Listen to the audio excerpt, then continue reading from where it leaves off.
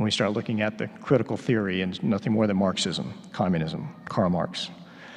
Therefore, God gave them up in the lusts of their hearts to impurity, to the dishonoring of their bodies among themselves, because they exchanged the truth about God for a lie, and worshiped and served the creature rather than the Creator, who is blessed forever.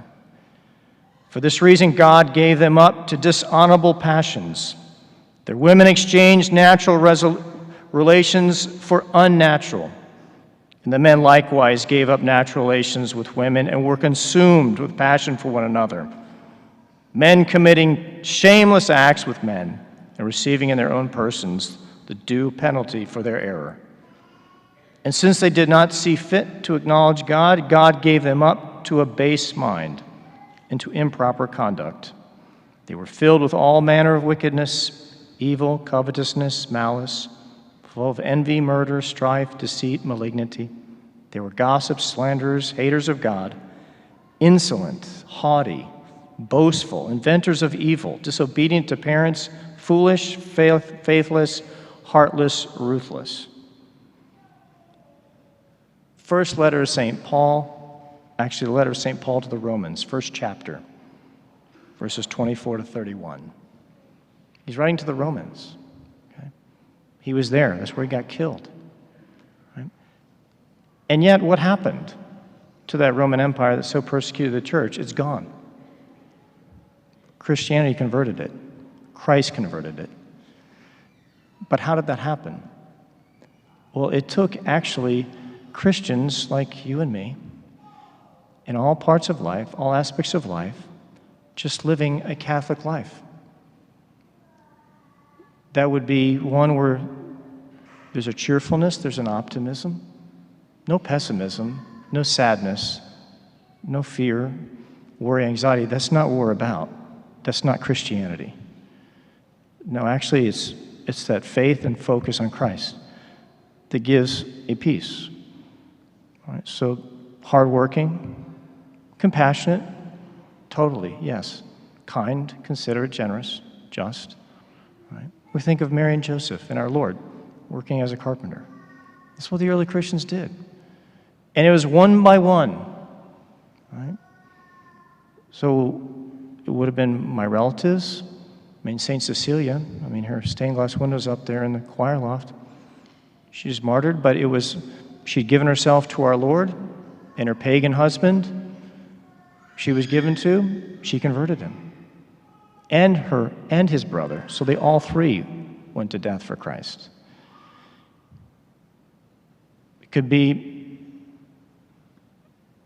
co-workers, could be neighbors, but it's one by one by one. That's what you and I are called to do. Okay? We're called to be a light in the midst of darkness, not to put a bushel basket over our light out of human respect, okay, or out of fear. No, not at all, actually.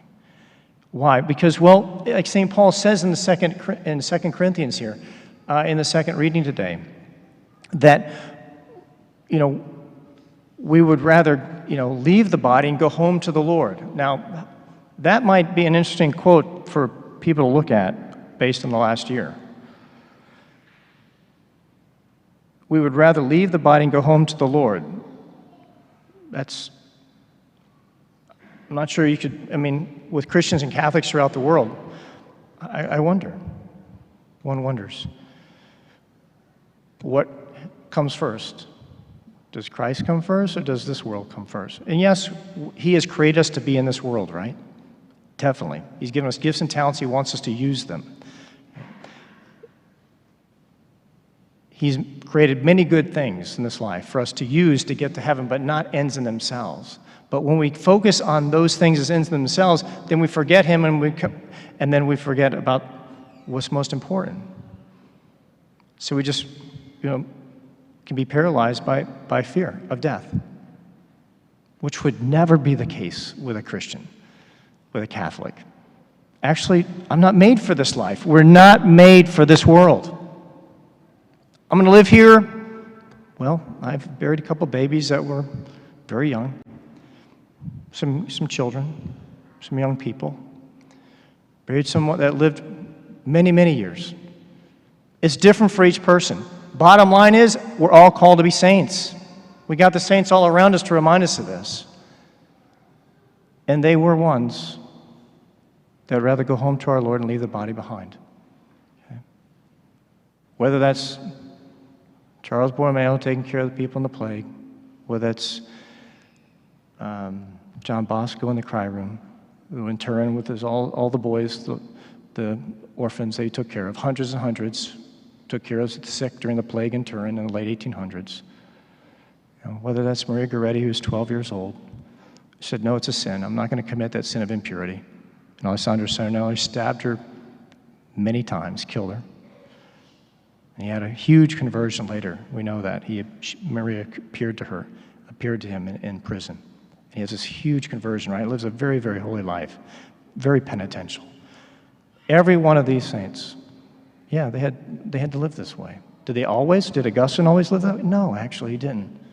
He was a very grave sinner until the age of 33. All right? So our Lord never gives up on anybody. And neither should we give up on ourselves or someone else, which is what ultimately the devil tries to do as well. He tries to discourage us, doesn't he? So when we don't see things happening, when we're living our daily life, we're trying to bring, in conversation and different topics, we're trying to explain that maybe to neighbors and relatives and friends. There is a courage that's needed, right? Because the devil tries to discourage us if we don't see things happening. But that's not what we're about. Actually, it's in his time. So the seed that falls into the ground, it takes time.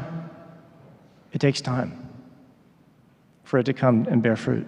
The same happens in the spiritual life. Sometimes that's years. It's not just a few months like the seed. No, that could be many, many years. And don't forget, mom and dad, your prayers are the most powerful for your children. That's it. Husband and wife, prayers most powerful for each other. But then next, parents for children. You may not always see those prayers active, right? But they are. Just a matter of our Lord's time. So the devil would like us to be discouraged, though, and to give up. But that's not from God. That's us or the devil. Yeah. But actually, no. Hope is actually a desire for heaven and trust that God's going to help me to get there and help me to help others to get there, my relatives and my friends. So our Lord, what does St. Paul say that our Lord gives us then when it comes to the Spirit?